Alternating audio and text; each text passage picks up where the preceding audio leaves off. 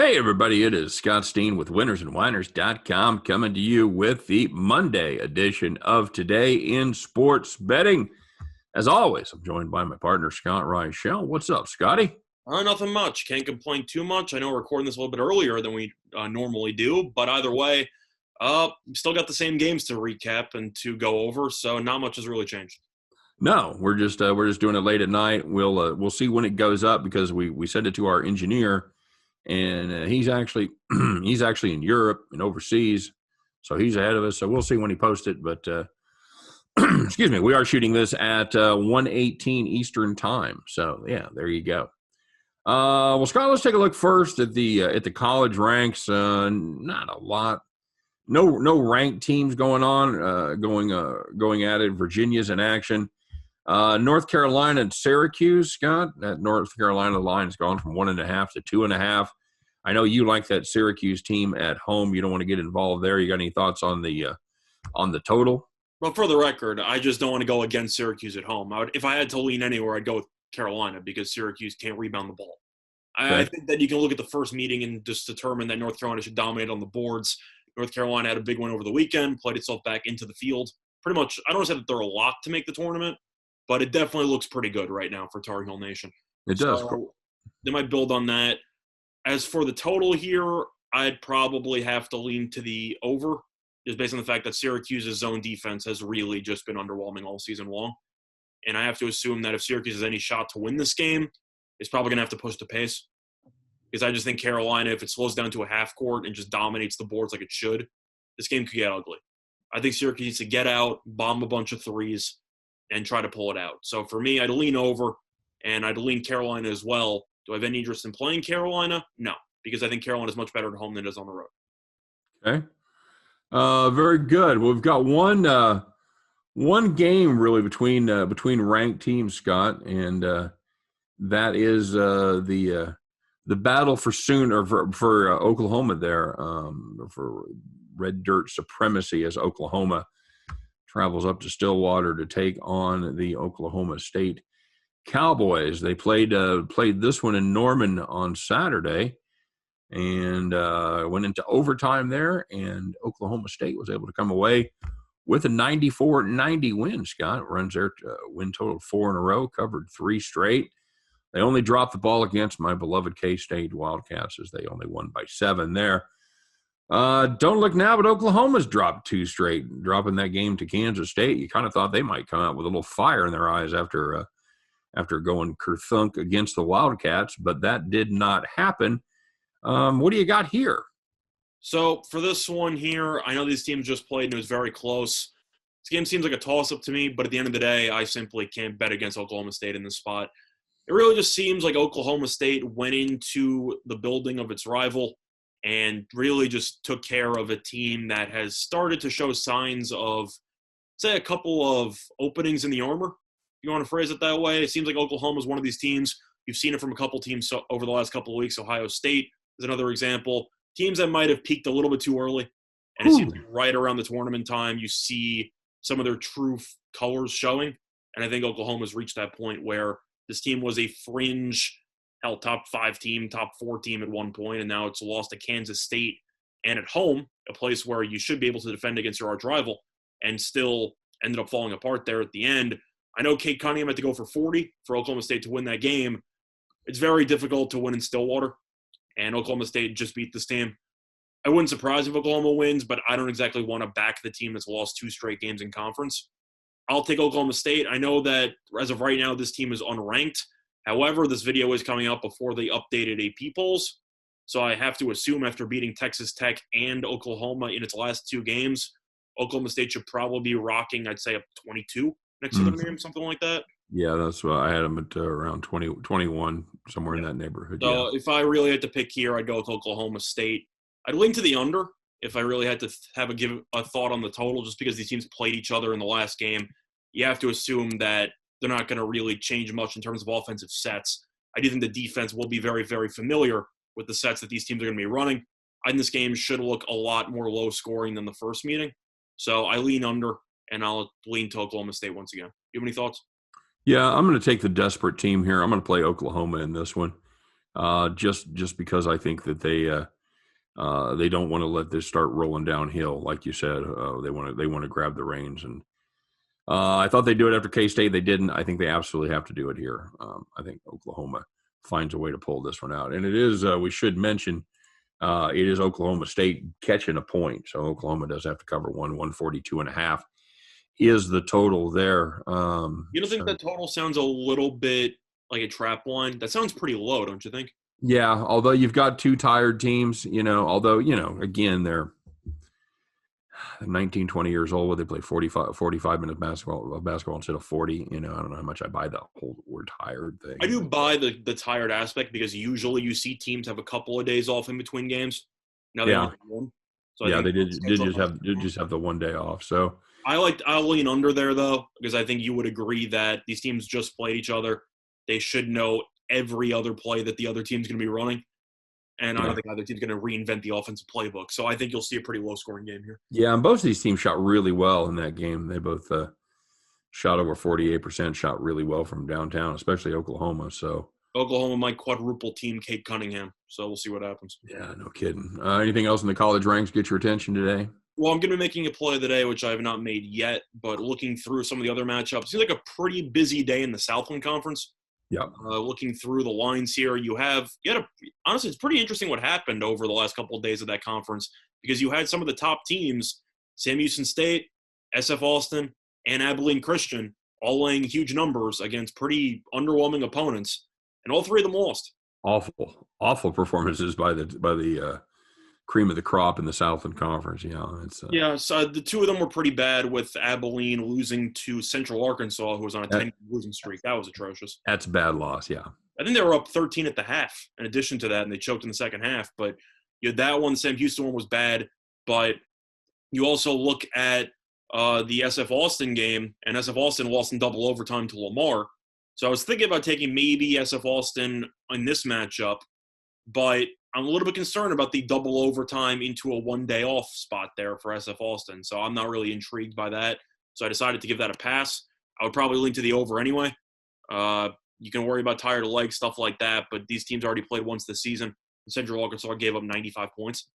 So there's a good chance SF Austin can go for 80-plus even with tired legs here. And Central Arkansas does have a potent offense that is capable of scoring, I'd say, at least 75 in this game. So you might be looking at like an 85-75 type of game. So I'd look to the over there. But other than that, though, you got Sam Houston State going up against Houston Baptist. Houston Baptist is just awful. It takes skill to lose to McNeese State by 20-plus. That's all I'm going to say there. Or a complete lack of skill. Yeah, a lot of – I was being sarcastic. It takes skill to do that. But, yeah, I'm sure – I know you knew. But either way, money's poured in on Sam Houston State, but this team hasn't been that good on the road. So I'll personally pass, but it wouldn't surprise me to see Sam Houston State roll there. Other than that, though, really just not much that I'm really looking at that just jumps off the page. There is one play that I do like, which I'll be making after this video. But other than that, though, maybe Miami, Virginia under. It's at 124.5, which I know you hear that number and immediately get scared, but I can't take the over between these teams. They played last year. The game landed in the 90s, and that's with both teams combined. Yeah, so, it landed in the 90s for both of them. Yeah, so I 48-44 and the low 90s. Yeah, and Virginia's has been struggling a bit lately, but defensively it's been good. The offense has been a serious issue. And Miami just played a low-scoring game against Clemson, which plays a very similar style to Virginia. I'll lean under there. I think that game probably lands in the 110s. Okay. All right, very good, my friend. Yeah, it should be interesting games there. A lot of big spreads with good teams involved, so those always make it fun. All right, so let's take a look at in the NBA, Scott. We've got two TV games, two games on the telly. It's the Utah Jazz going down to the Big Easy to take on the Pelicans. Jazz -7, 235 is the total right here. Scott, the Jazz are on fire. They did lose game before last, but they came right back and took care of business. I don't know, Scott. I think probably the most amazing thing to me about this Jazz streak is the fact that They have won 24 of 27. How many of those have they covered? They've won 24 of 27. I'd say they Yeah. covered in 23 of them. 23, that is correct. You know the one exception? How good are you? When you know the game they didn't cover? Ooh. One game they didn't cover. No, I don't. They beat Detroit by 12 That's right. They were up by a lot, and then they ended up falling apart. as a 13-point favorite. I remember that. Yeah. Yeah. So, if you're going to take the Jazz, you lay the points. You don't take them on the money line. They're doing their thing. This is just a New Orleans defense that just isn't getting any better. And it's weird to me. Scott, is it weird that they haven't been able to figure out the correct number on the Jazz? I definitely think it's surprising. If you've let a team go 23-4 against the spread in the last 27 games, you're not doing something right as a book. Well, that's going to bring me to my next question here, which kind of builds on your point, but I do think it's looking at the other side. You have the Pelicans. So you're talking about how sportsbooks have not adjusted. Last 21 games for the Pelicans. You know what they are to the over? 17-4. They're 19-1-1 to the over. So if you're talking about how sportsbooks haven't adjusted to the Jazz, they might have to put these totals in the 300s because these aren't even close. We talked about earlier how the Nets were the team that was the over train when they got Harden and they couldn't guard anybody and everything like that. Right. Team's 19-1-1 to the over in the last 21, which means if you've been betting the over for the last month and change, you could probably move to a bigger house. Yeah, just blind betting it. Although that's I believe it has gone to 19-2-1, Scott, because they did hit the under against San Antonio. Okay, correct. Sorry, but still by a point, yes. by a shady point. Yes, and that was also with San Antonio missing a bunch of players. So yes, Yep. So you are correct. It is 19-2-1 now. I forgot about the San Antonio game. Still, but yeah. These totals aren't even low. Like these totals are in the mid 230s, and they're just flying over the total. These aren't even close. Well, and the problem that the problem that New Orleans has is they play terrible perimeter defense. And Utah just beats up on teams like that. They played 2 games against them so far this season. They've shot 45% from deep. That's going to score you some points and win you some games. Well, Utah this season is the best 3-point shooting team in the league. So yeah, I mean, where the hell did that come from, by the way? Klay Thompson's injury. Yeah, no kidding. But if you want to actually go through these matchups, they played twice this season. First game ended up landing at 220 earlier in the year. Then they played somewhat lately right when Utah was about to go on this massive run, and the game ended up landing at 247. So I'm going to judge it based on the second meeting because that was when Utah seemed to find its stride and when New Orleans started to adapt. Well, no, wait a minute. Wait. They're 2 days apart, dude. But what? They played 2 days apart. No, but it seemed like New Orleans did decide to play a little bit more up-tempo after a pretty low-scoring start to the season. It seemed like they really just flipped the switch and just decided we're going to completely revamp the way we play basketball. So even though the actual time difference between those 2 games isn't, of course, that extreme, it is worth mentioning that New Orleans completely just pulled a 180 on the actual style of basketball this team was going to play, which I think you'd agree with. I don't know that I agree that's when it happened because they they let them shoot better in the second game. I mean, they still shot in the game they put up 247. They still shot 50% and 43.6 from the feet. I'm just saying though, you look at this overrun that New Orleans has been on, and then look at when the Utah first game was. It's right around the same time period because that's the 14th game of the season. Now we're at game 33, and I mentioned the overrun. So during that Utah game, you saw a bunch of games in a row land in the 230s, 240s, and 250s. That's all I'm saying. But the point that I'm trying to say is that these teams landed in the 240s the last time they played. I don't see much changing. Would it shock me if Utah scored 130? No. Would it shock me if Utah scored 140? No. I think if you're going to play this and if you wanted to lay the Jazz, look at a Jazz team total over as well. Because I think that if they're going to win this game, probably going to score at least 135. And I know we both liked the team total over on the Bucks in that matchup, and we both said the spread was a little bit dicey, but the over should be good for Milwaukee. And Milwaukee cashed the over with like 4 minutes to go in the game, 3 minutes to go in the game. I don't see much changing here. I got to go with Utah on the team total over. We have that at 235, a 7-point spread. So it's what do you got it at? 220, 221 and a half, 221.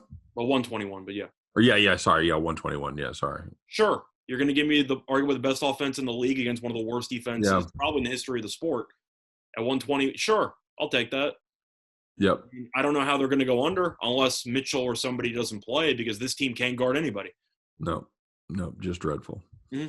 All right, so that takes us to the speaking of can't guard anybody, that takes us to the Hornets Blazers. Scott, Blazers 6.5-point home favorites, 235.5 is the total there.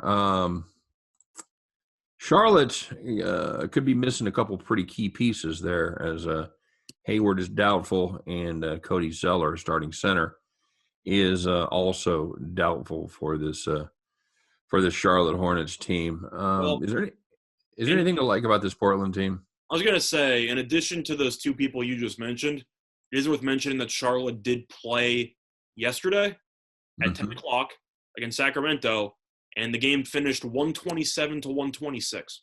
Yeah. There's a very good chance Charlotte just decides we're resting everybody because they played late in the West Coast, and now they have an immediate game right after, no rest in between, in a track meet where the team was down 9 with about 1:10 to go and then came back and won the game. So would it shock me if Rozier doesn't play? No. I know P.J. Washington had a career-high 42 points yesterday. He might play. Is LaMelo going to play? I don't know. But it wouldn't surprise me if, in addition to the people you just mentioned, you see Rozier not play or any of these other guys. I don't know why they would play. I think if they lost to Sacramento, then maybe you'd play them. But you just got to win. And they had to blog a bunch of key minutes down the stretch.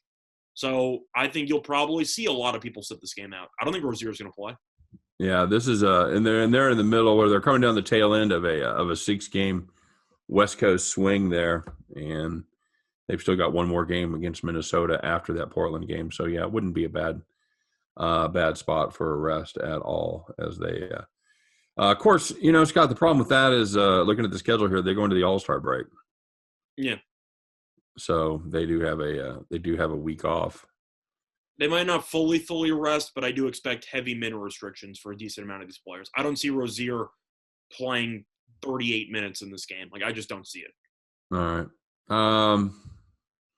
I like the over here. I like this. This Charlotte defense is not really been doing a good job at all. They've given up 130, like I said, the last two, and they've given up 130 in 3 of their last 4 with a little 121 effort to Phoenix in between. We've seen that Portland has struggled a little bit to score lately, but I think that Charlotte could be good for what ails them here as they played a couple of pretty good defenses there in Phoenix and the Lakers. Well, you asked me before I interrupted you on what I actually like about this Portland team. The truth is I still can't figure this team out. And the reason why I said is because of the fact that I saw, as I mentioned, we talked about him a couple days ago, I saw McCollum and Nurkic get injured. And I thought to myself, this team is basically screwed. Yeah. And then this team went on a run right after, and the team played well. Cantor seemed to find a good spot on this team, even though he can't guard anybody. And Lillard looked like he was going to put the team on his back, and this team was going to probably finish around a 5 seed, give or take, as how they've been going. Although, yeah, it could be a 5, maybe a little stretch in the West there, but yeah. Yeah, you know what I mean? Based on how they were playing, I looked at they were. Yeah. But I was never really sold on this team because I look at them on paper, and I just see without McCollum and Nurkic, you're relying on a lot of guys playing a lot of minutes who probably shouldn't be playing that many minutes. Like, do I like Derrick Jones Jr.? Yeah, he's a pretty good rotational guy. Do I really like him as a starting small forward? No. He's a good defender. I don't think he can really shoot, but he can rebound. He can block shots. Like, okay, sure. Covington's fine as a stretch 4. Like, I'll give him – he's fine. He's a starter, but I don't think he's a superstar by any means. And then you have Cantor, who is a solid rebounder, pretty good offensive center, one of the worst defensive big men in the entire league. And your backup center is Who? You got like Harry Giles playing some decent minutes for you? Like you don't have anybody. Yeah, I mean Harry Giles getting about 12 minutes a game. You lost Whiteside from last year, so you don't have any rim protection at all. Right. That's the main issue. This team can't guard the paint, which is why Jokic torched them for what do you have 40 the other night against Portland. Yeah, that sounds right. They can't guard anybody in the middle.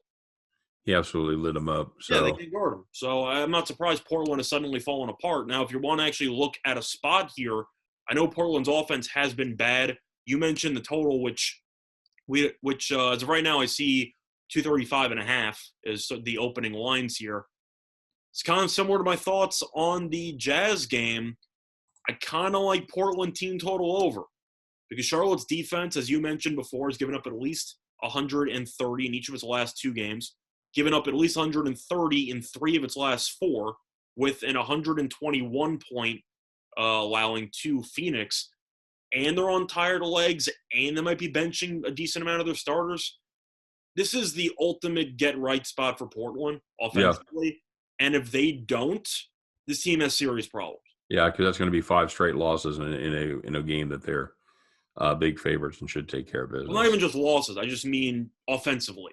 Because you're against a team that's reeling defensively and that should be fatigued.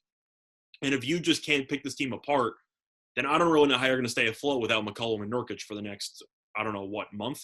Yeah, I mean, this is a pretty good matchup without a big man, especially if Zeller doesn't play. I mean, what do they play? Biyombo, I guess?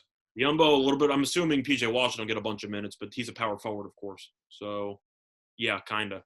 So, yeah, I don't know what you do with it. So that's I think it's going to lend itself to more outside shooting as well. Yeah. So, should be more points. Yeah, I'll take Portland. I don't hate the over. Yeah, you do have a problem where Charlotte may not do anything on offense, and may sit some guys on all the way around, which is going to hurt both sides. But unless you want to skip team total over stuff and just take Lillard over, because realistically, if Portland's going over the team total, Lillard's probably going for 35. Yeah, you can do that too. You got a number on him? No, I don't see that available right now. If I had to guess, it would probably be around, I'd say 28.5, 29. Yeah, I mean, just the way you said it, I thought that maybe you'd seen a number on that. So I'll look briefly if I can find it. I doubt I will because they don't exactly know the rotations of who's going to be playing and whatever. Yep. All right. So anything else on the NBA card to get your attention? Well, it's tough to find lines on a decent amount of these games, but looking at FanDuel, which actually has all the spreads out, but it's missing a decent amount of the totals. I don't know how I'm supposed to back Indiana here. I gotta like Philly. You got Philly -5, right? Yeah. Indiana's been playing some bad basketball lately. And I know that at a back-to-back was up 18-4 on Boston. Yeah. Ended up blowing it, lost that game by double digits, I believe, and played the Knicks the day after. I know Brogdon didn't play, so I'm sure his status will be up in the air for this one, but lost that game as well. Philly at home we've talked about, plus this team just lost to Cleveland at home. So I think Philly might be a little bit extra motivated for this one to try to get back to its winning ways. Other than that, though, really tough to commit to anything. I see Houston is laying 6.5. Which I gotta play Cleveland there, buddy. Sorry. No, that's what I'm saying. I mean, Houston lost by what, 40 today? But they've lost 11 straight, and they lost by 40 to Memphis today.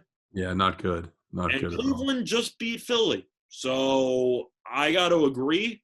I'll look to Cleveland money line maybe. Yeah, Houston coming off a back-to-back lose by 49 at home to Memphis. It was 49? Yeah. Okay, 140, but still. 133 to 84. Yeah, that's not good. But either way, I think that's just a blind Cleveland. That one has to be some type of misprint. I don't know how the hell you put Houston in minus. It's a misprint. I don't think. You wouldn't think. There's some of those times you just go with the theory that team isn't 6 points better than anybody. I wouldn't take Houston minus 6.5 against some college teams. Take Houston minus 6.5 against the Zags. I'm tempted. I'll tell you that much. I'm tempted. But this Houston team, Christian Wood.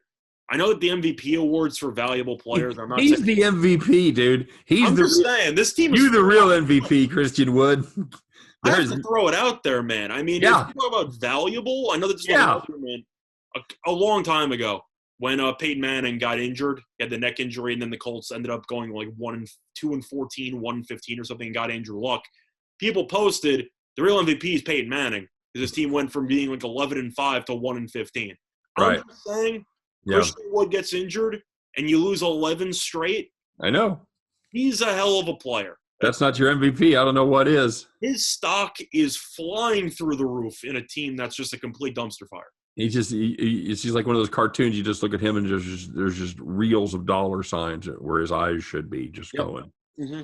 All right, buddy. Well, that's going to do it for our initial today in sports betting, tonight in sports betting, or tomorrow in sports betting, whatever the hell this is.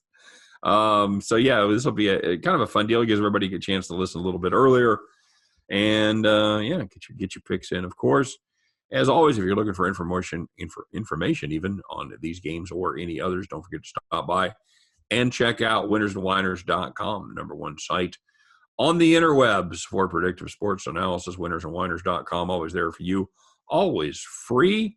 And, of course, we appreciate you guys watching. Don't forget to like and don't forget to subscribe to our channel if you haven't done so already.